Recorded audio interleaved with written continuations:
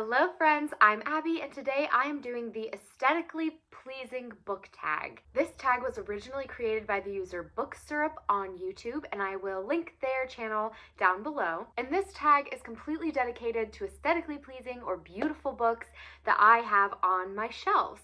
I've decided that this is something I want to try to do every year and focus on the books that I bought in that year so that each year I'm appreciating the new beautiful books that I added to my shelves for the year. So all of the books I'm mentioning today are going to be books that I bought in 2020. Something else I want to say is that typically this book tag is done where you choose one book for each of the categories. I couldn't make up my mind and I wanted to appreciate all of these beautiful books, so I definitely have more than one book per category, and I'm not sorry about it because I just want to show you all these beautiful books and have you appreciate them with me. Also, on top of that, I will not be explaining what the books are about because that's not the point of this specific video. This video is about the aesthetics of the book, the way the book looks, not what the plot of the book is or how I felt about the book. So I will not be telling you any synopses as I'm going along. I will not be talking about my thoughts on the book necessarily.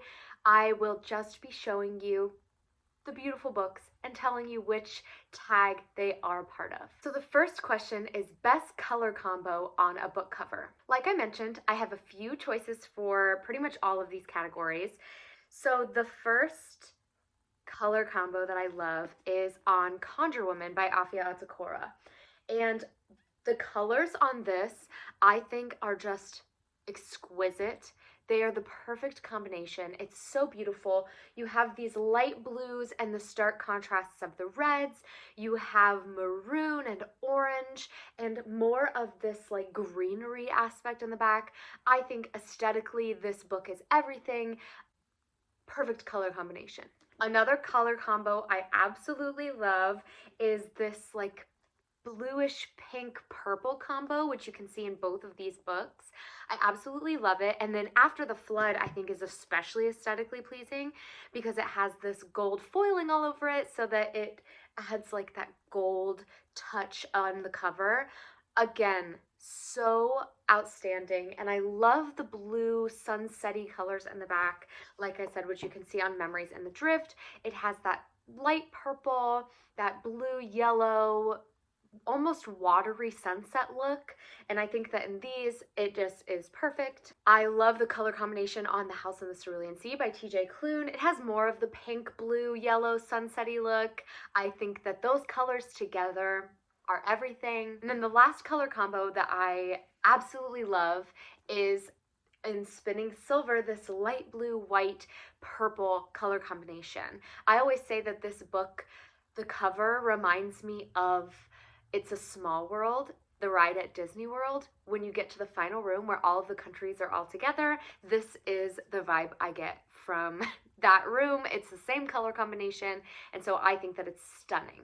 I should also mention some of these books will be in multiple categories because I think they deserve it. The next question is best typography or font on a cover. And this one was really hard for me because I like a lot of different fonts. I couldn't decide if I really liked the hand-drawn fonts, if I really liked more of the elaborate ones. So I decided to go with Six of Crows by Leigh Bardugo. I love the swirl typography that is on the front of this, how the S curls around and the C curls around. I think that the swirliness of it is just very aesthetically pleasing, and I really enjoy that on the cover. The next question is best simple cover, and this one again was hard for me because it's very up to interpretation what simple means. So I came up with 3 choices and I absolutely love all of them. I think they all are perfect. The first one is Ninth House by Leigh Bardugo.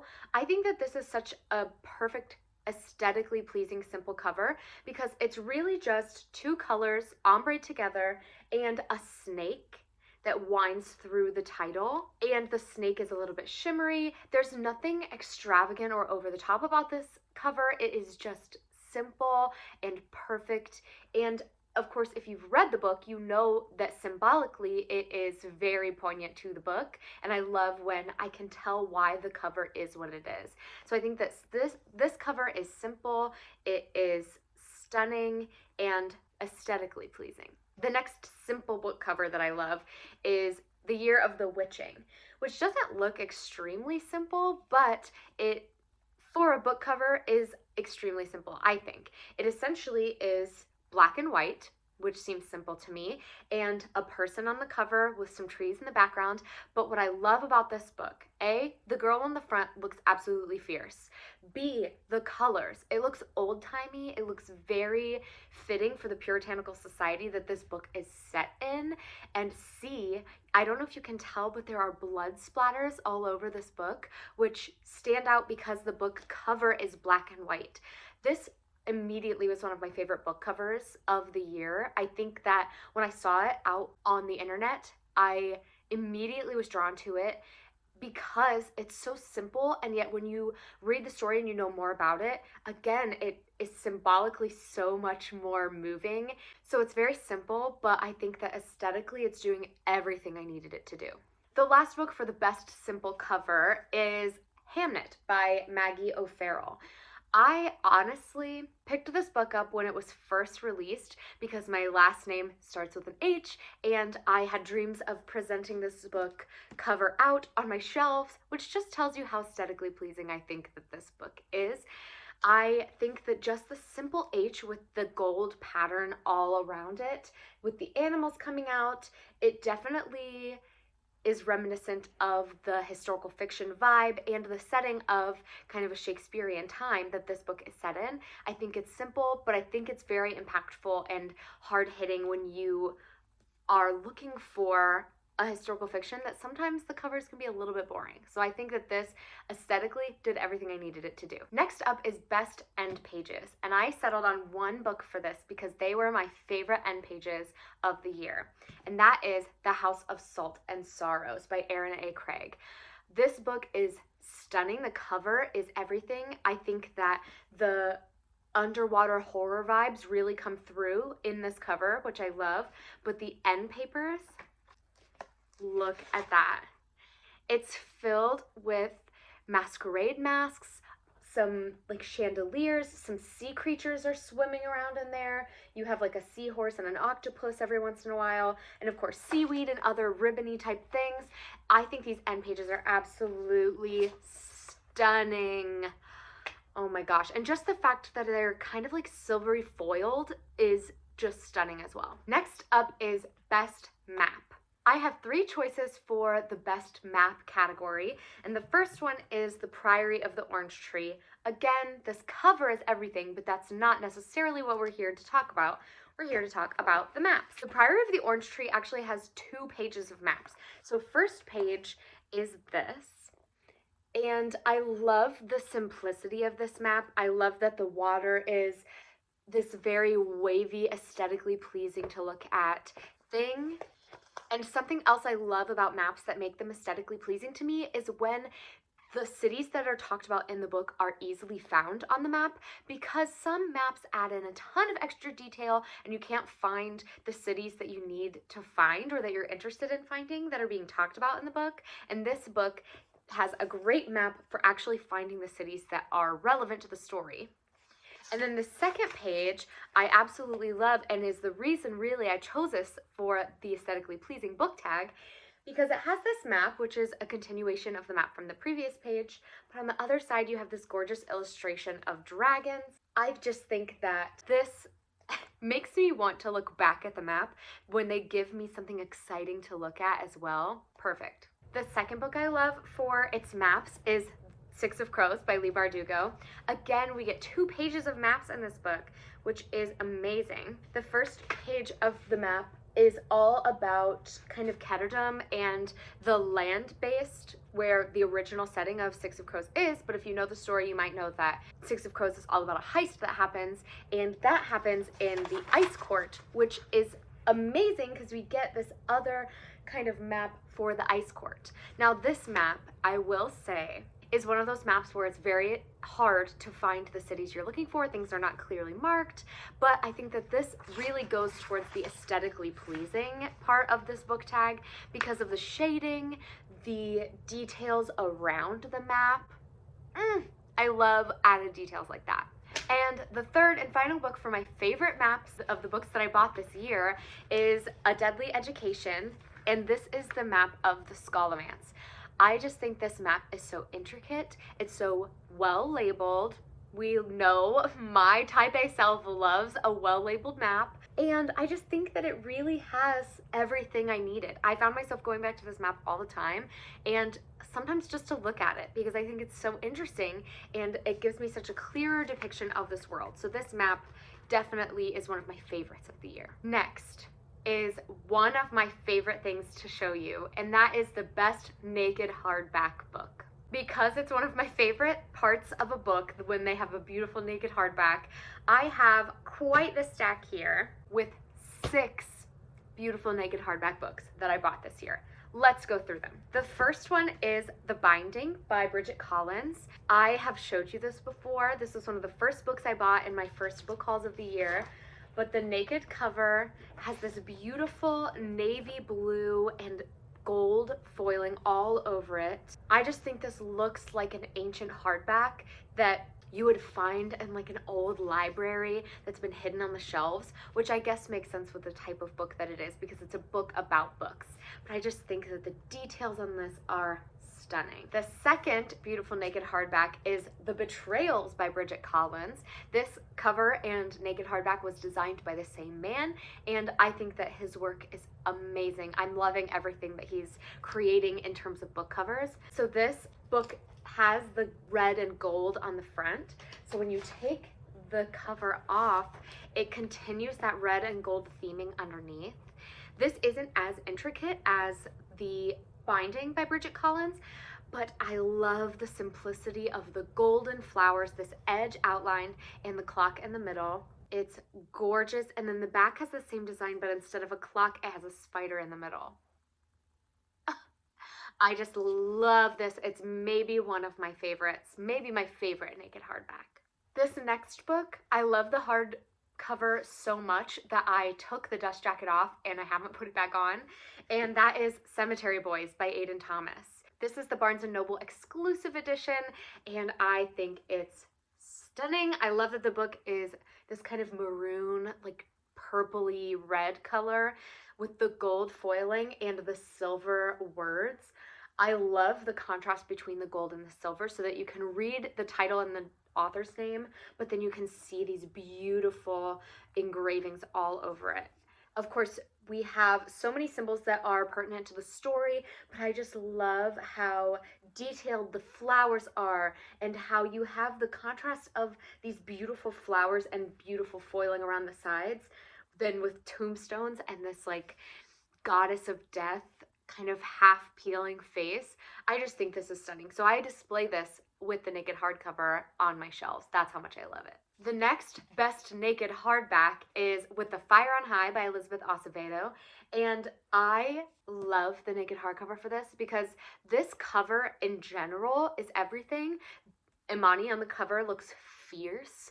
The fruit contrasted with kind of this like lavender vanilla summery vibe I love. But the best part of this book is that when you take the cover off, the dust jacket off, you have all of those beautiful foods underneath that just, it looks like a delicious smoothie that I want to drink. Like, I absolutely love this cover. It's everything, and I've never seen another author do something like this where when you take the dust jacket off, it has a fully designed but still like shiny cover underneath. I don't know, it's just everything. The next one that I absolutely love is Hamnet by Maggie O'Farrell, and I talked about how I love the simplicity of the H. The best part about this book though is when you take the dust jacket off, the naked hardback has that H engraved on it but in a different color. I think it's so stunning.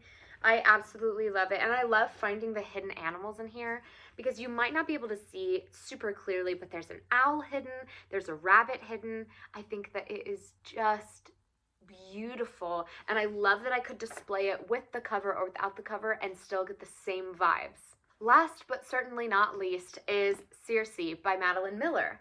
This one has been seen all over BookTube, and I bought this specifically from the UK because I love the naked hardcover of their edition of Circe. So let's take it off so you can see. Oh my goodness. I absolutely love this black hardcover with the bronze foiling all over it. Oh my gosh, it's stunning and so intricately detailed.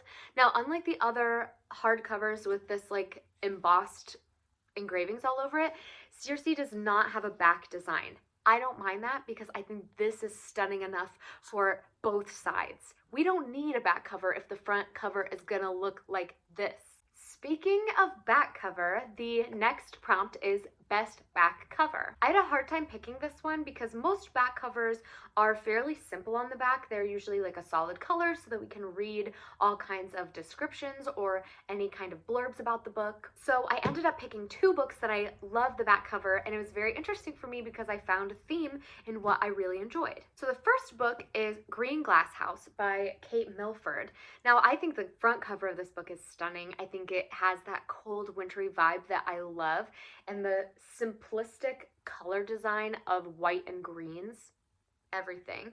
But the reason I picked this for the best back cover is because the back of the book is a continuation of the front and kind of a beautiful, similarly colored, similarly themed picture of the town that the house looks down on. I think that having this continuation from the front to the back is really something that I love in books, especially in books that have a very intricate front cover. If it continues onto the back, love it. And similarly, the second book I chose was The Space Between Worlds by Micaiah Johnson. Again, I think this front covers everything with the two women standing on their respective sides of the space between worlds. The two different color combinations, one person wearing much more rustic outdoorsy colors and one with much more of a scientific blue color scheme. I think that it was everything.